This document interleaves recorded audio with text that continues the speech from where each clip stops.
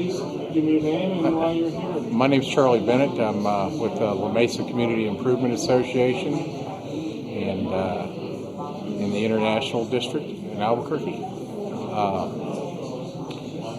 I've been coming to the meetings, CAB meetings that have been held here at our community center for a number of years now, and we have a new commander on board at the Air Force. We want to see what kind of, if there are any additional commitments made regarding the cleanup of this fuel spill.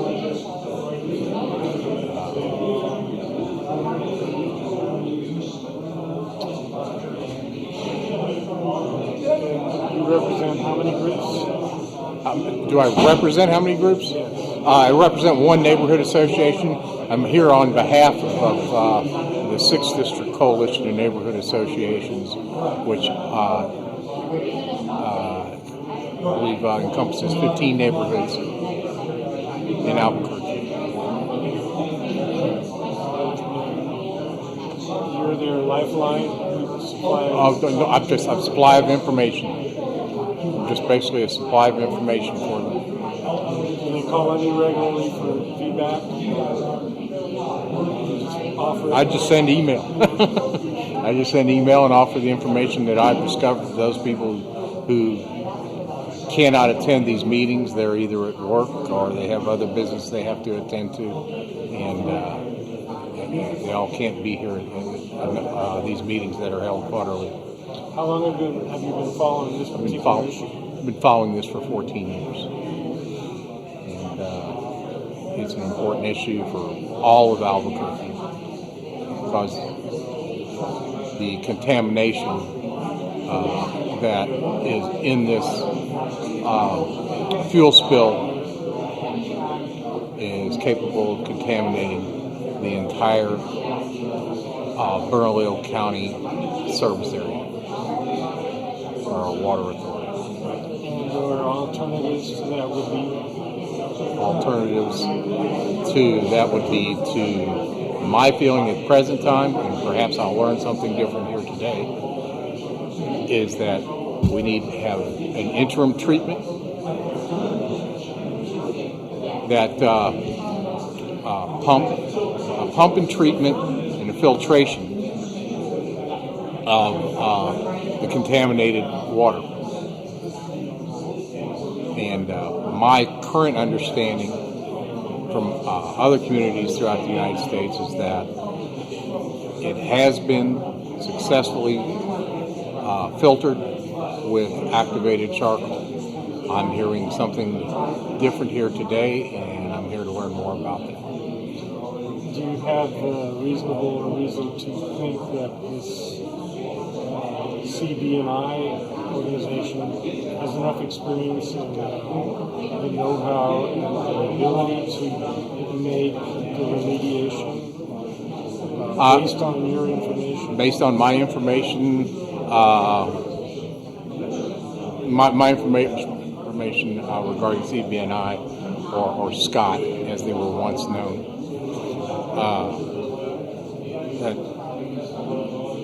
is that they have not accomplished anything in the time that they've been here.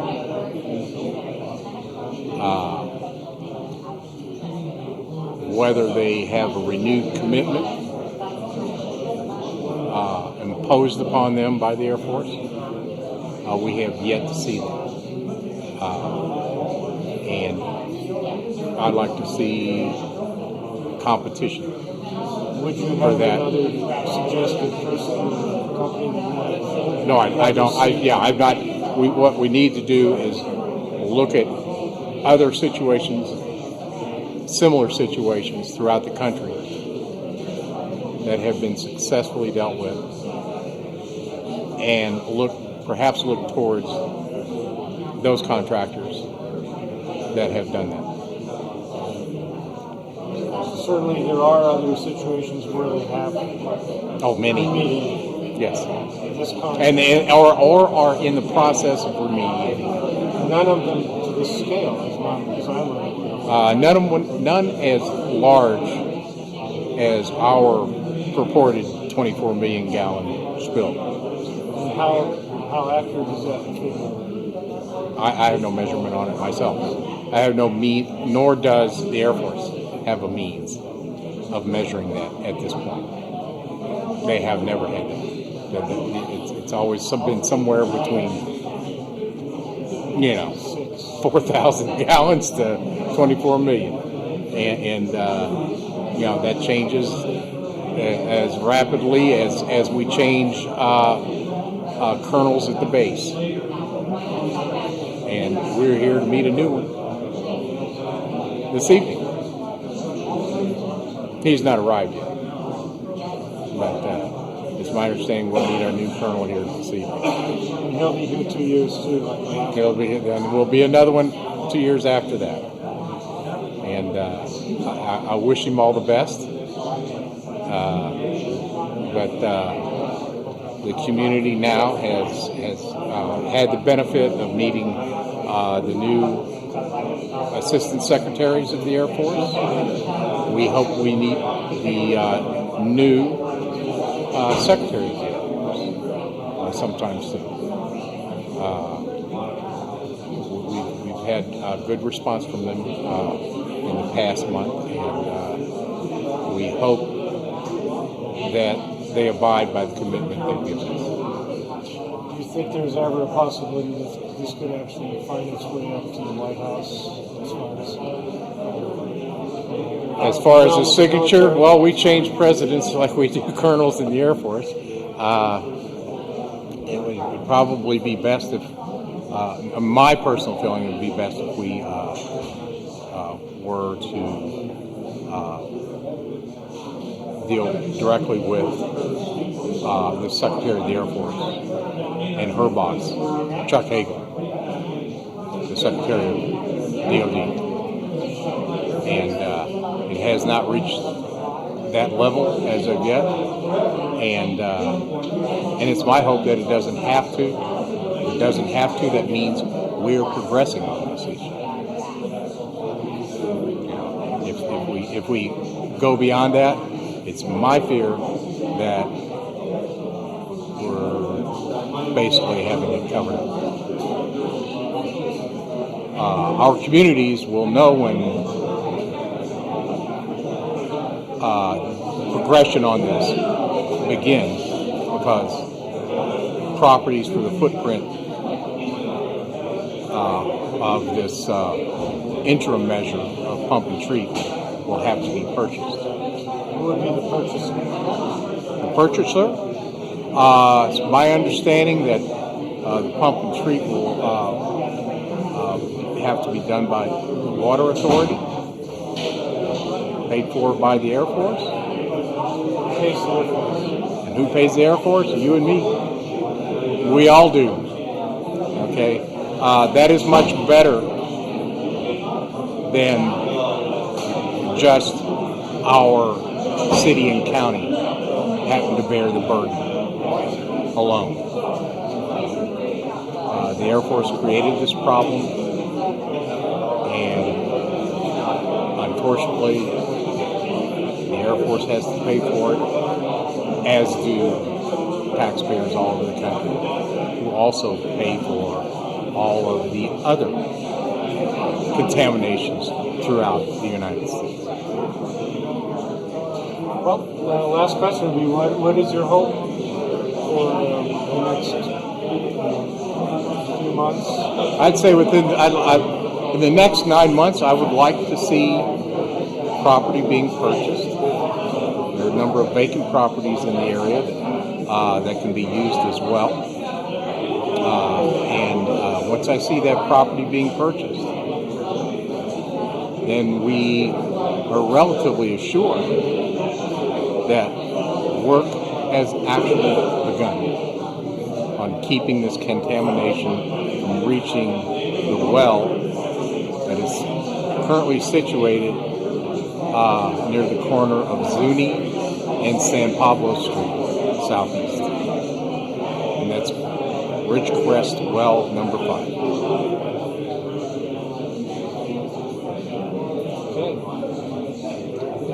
time. Thanks for asking. I'd like to talk to you again next time. Oh, there'll be many next times. For you.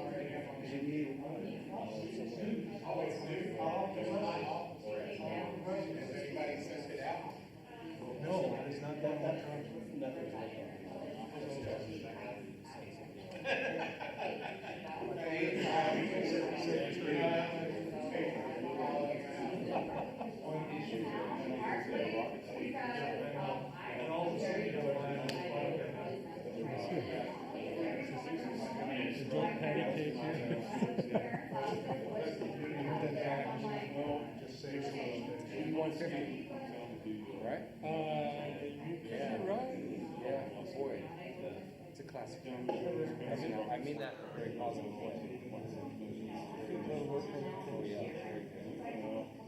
Hello. Hi. Captain Torrance from Albuquerque. David Daniels. Nice to meet you. Nice to meet you. I'm glad you're able to make that. Me too.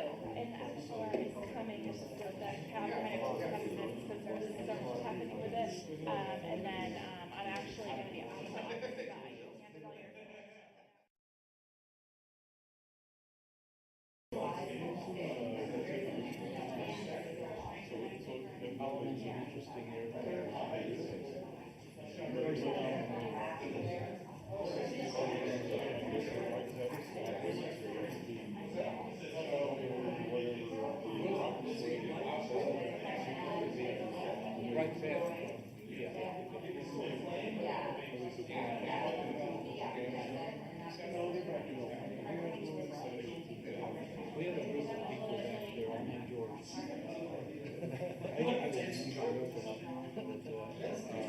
Who specializes in program managers, project managers, restoration at the Air Force Base. Floor 44 to so all that seems to run through right path. But funding's altered. Yeah.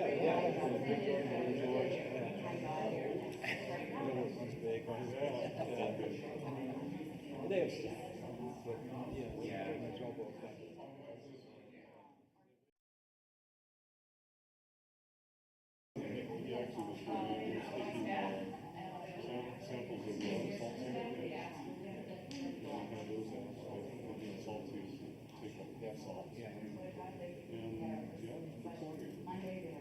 No kidding. Probably accumulate. it's still. You know, the salt sea and the salt sea and the ski and all that stuff, kind of like should be going through the plan of like portions and stuff.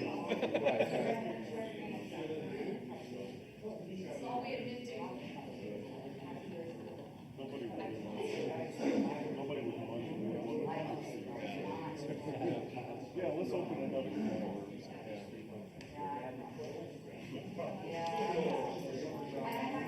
Support team member, and everyone plays a role on how the Air Force, integrated Air Force team is approaching the characterization and remediation of the spill.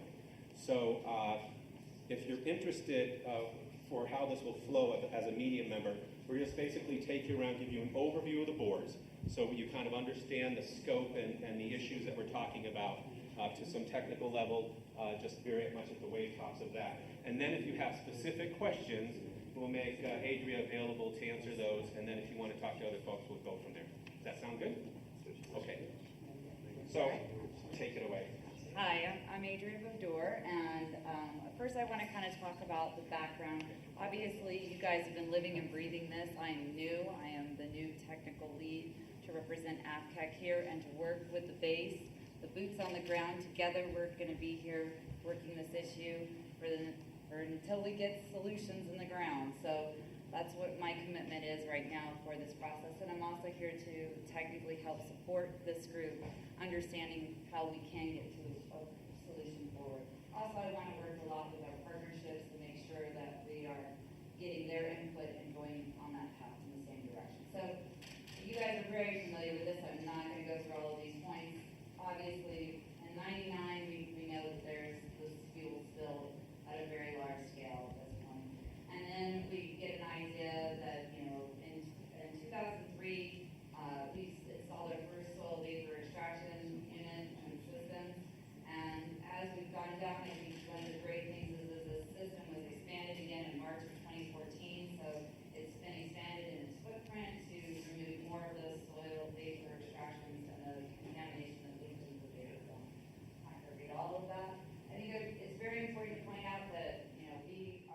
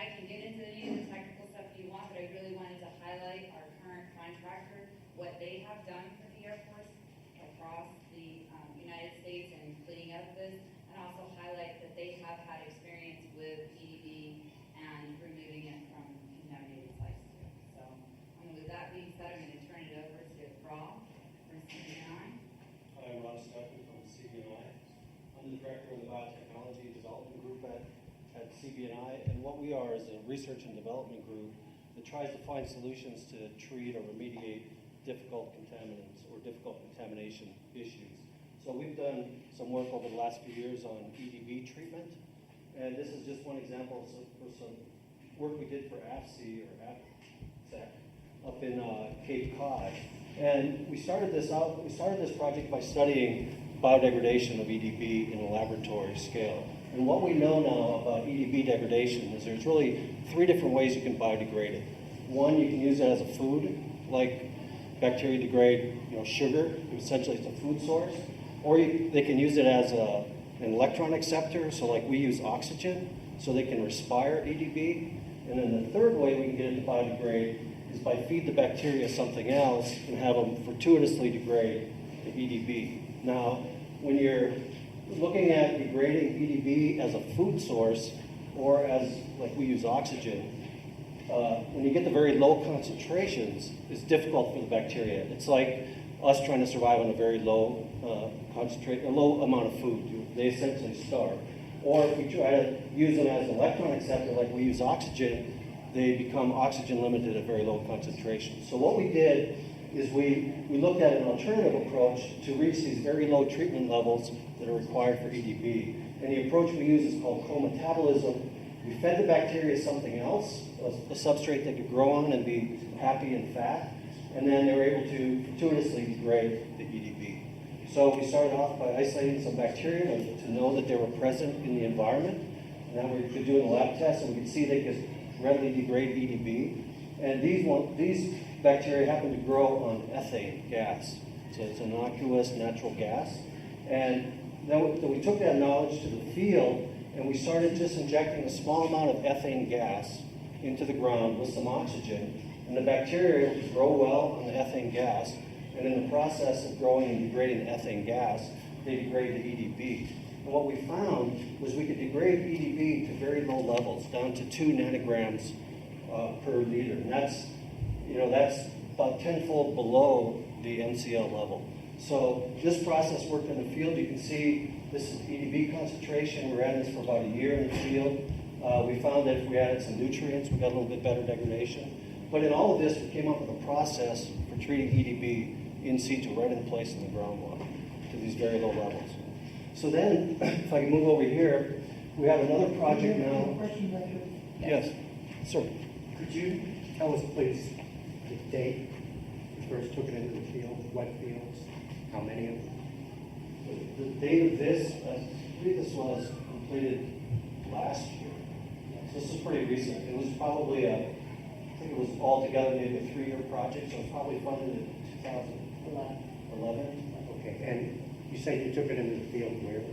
This is at Cape Cod at MMR. Massachusetts Military. Formerly called I'm very Massachusetts. familiar with it. Yeah, formerly MMR, now it's called Joint Base Cape Cod. And did you do that on a limited scale, or did you do it on, they actually have several EDB plumes there? Yeah, they have at least 3 plumes. We selected one of them. We took a slipstream from the pump and treat system. They have at least three pump and treat systems that are dedicated to EDB. We took the one with the highest concentration. And the reason we chose the higher concentration one is just for analytical, to show that we're having an impact. It's better to So you're start doing this somewhere. above ground or below? Well, This maybe, is below maybe ground. for the sake of moving what we're trying to do along here, Yeah. you can get offline for more technical discussion. We want to try to get through the at least overview of the boards and then maybe have a more deeper discussion on the technical. and the Happy to things. discuss that. Yeah, but we'll be available all day for that. Yeah. And then we have another project that we're doing now at Kirtland related to EDB that's kind of separate from the ongoing work. And this is funded by the DOD because they have a concern about EDB generally, not just at Kirtland. So we're trying to get some general principles that we can apply both at Kirtland and at other places. And we're starting it out similarly to some of this work, where we're looking at how can we stimulate degradation in the groundwater, either under anaerobic conditions or under an approach maybe like the co-metabolism approach that we used at MMR. So we're looking at that. We're also using some tools, compound-specific isotope analysis. We don't have to go into all the details of it, but the advantage of this technology is it allows us to assess or estimate the amount of EDB that's already been degraded in the plume. And we can look at what different processes may be involved in degrading EDB. So it may be biological, like we see in some of our laboratory strains. It also might be a chemical, we call it biogeochemical, where the bacteria produce byproducts that are reactive and are able to degrade abiotically the EDB. And the specific products they produce are iron sulfide. So the bacteria do sulfate reduction, they produce sulfide, it reacts with the iron, and it makes reactive minerals, which are natural common minerals, and those are able to degrade EDB as well. So what we're looking at is, can we distinguish between those different processes in the groundwater in a place like Kirtland as we go along that plume where we have different redox potentials. We have the treatability study. If you have time, you can come look at some of the results. It's only been going for about 4 weeks now. In a case where we add one of these bacterial cultures, we can degrade it pretty rapidly. We don't know that we can get to this 2 or 20 nanomole per, or 20 nanogram per liter level yet, but that's something we're evaluating. So this is kind of a separate project that's supporting the work that's going on here at Kirtland. Great. Thank you, Rob. Tony, go ahead and introduce yourself and what you're going to talk about. My name's Tony Tingle. I'm a geologist with CB&I, and these 3 posters are illustrations of our experience in remediation of dissolved organic plumes. This first poster over here gives an overview of our capabilities. There's 2,000 people in the company and in technical services, and that provides people like me. When I have a question, I can go to somebody like Rob, who's an expert, and ask, and he'll have an answer. We've done successful cleanups in a variety of geological environments with a bunch of different contaminants. One that's real similar to here is the former George Air Force Base over there. I'll talk about it in just a second.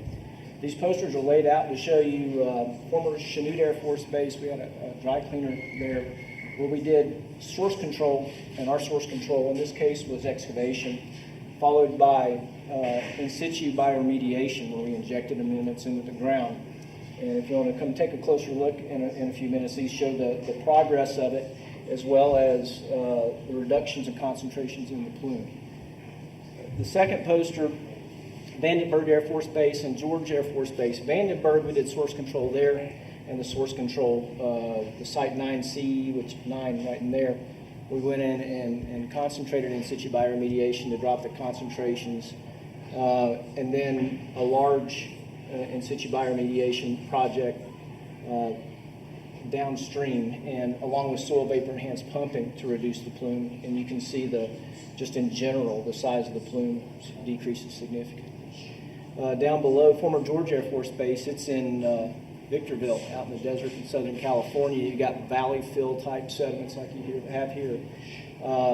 And this is a large fuel spill as well. And through soil vapor extraction, we removed 248,000 gallons of L-napple. L-napple is liquid non-aqueous phase liquid. Think about fuel, the liquid form of fuel. And these two graphs show the progress in that. The last poster over here, Grissom Air Force Base, source removal here was a large excavation, a large series of excavations. We went out and dug straight down 20 feet in these 20-foot cells and overlapped them to remove solvent-contaminated soil. Following that, to get rid of the source, we came back in and did in situ bioremediation, where we injected amendments. And you can see the concentrations decrease this way. And all these, they go older to younger type. So there's a timeline above each of these to give you some sense of how long the remediation took. And lastly, Myrtle Beach Air Force Base in South Carolina. This site here is an example. We had a mix of fuels and solvents. Source removal, we had 2 excavations there where we removed the contaminated soils and went back in and used a treatment train approach where we've had source removal. There's an active groundwater pump and treat system on the site. We've done 6 rounds of in situ enhanced bioremediation, and now we're looking at cleaning up the last little bit, and we're probably going to go with in situ chemical oxidation. But by doing this, we've taken it since about 2005. We've taken it from 250,000 roughly micrograms per liter total chlorinated solvents to, back in December, it was 145. So it's large decreases in concentrations. So I'll be happy to answer any questions y'all have when we come back by. Okay. Thank you very much. And last but not least, is Nathan Myers. Nathan, please introduce yourself and say what you do. I'm Nathan Myers. I work for the U.S. Geological Survey, the New Mexico Water Science Center that's right here in Albuquerque. I brought in 3 posters today that discuss some sentinel wells that we will be installing. There will be sentinel wells installed at up to 6 locations during FY14, or I guess through calendar year 14. We'll be installing wells at 3 of those locations. One of the locations is going to be right out there behind the community center. The sentinel wells are going in with the intent of performing a specific function of giving advance warning in case the plume starts moving towards the production wells, specifically Ridgecrest 3, Ridgecrest 5, and 4. The wells are located in an area that's approximately 10 years groundwater travel time from where they're located to the production wells. So there'll be one right out here, one at the other end of Phil Chacon Park, and then one up near, there's a little Trumbull Village Park, not too far away. Now we're not just putting in sentinel wells, as this poster shows right here. At 2 of the locations, we're also going to put in a pumping well, temporary. These are both temporary. This one's a pumping well that's screened over the full thickness of the Oxford, down to 1,500 feet. And these are observation wells, also temporary. And we'll use these in combination with the sentinel wells to do some hydrologic testing. So we'll do an Oxford test, we'll do a tracer test, and we're also going to run a flow logger instrument up and down this well. You see the screen extends over the full saturated thickness there, so that we can actually measure how much water is coming in through each one of the geologic horizons that the well intersects. At 1,500 feet deep? One of them will be located here, and the other, we're going to put these in at 2 of the sentinel well locations, and so there will be one set up here and one at the other end of Phil Chacon Park. And so, and then all the information that we get from all the Oxford testing, the hydraulic testing, will feed into our groundwater flow models, not just the USGS model, but everybody who's working on a model will have access. All our data will be online. The sentinel wells will be sampled on a quarterly basis, and all that data will be online also. And I'll be happy to take questions if anybody has them. Okay, thank you, Nathan. All right, for the members of the media who are here, this is your time for the next half hour. If you would like to ask specific questions, to start with Adria, or if we want to, let you talk to some of our subject matter experts during that time. If we want to head back this way, or you let us know where you'd like to talk.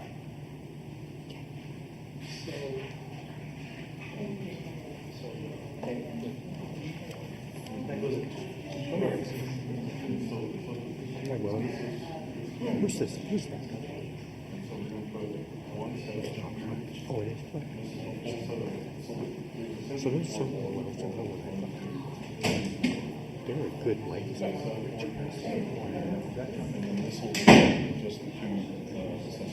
And the previous one that you all did for what utilities was that stack. Ridgecrest 5 is here, and Ridgecrest 3 is here, and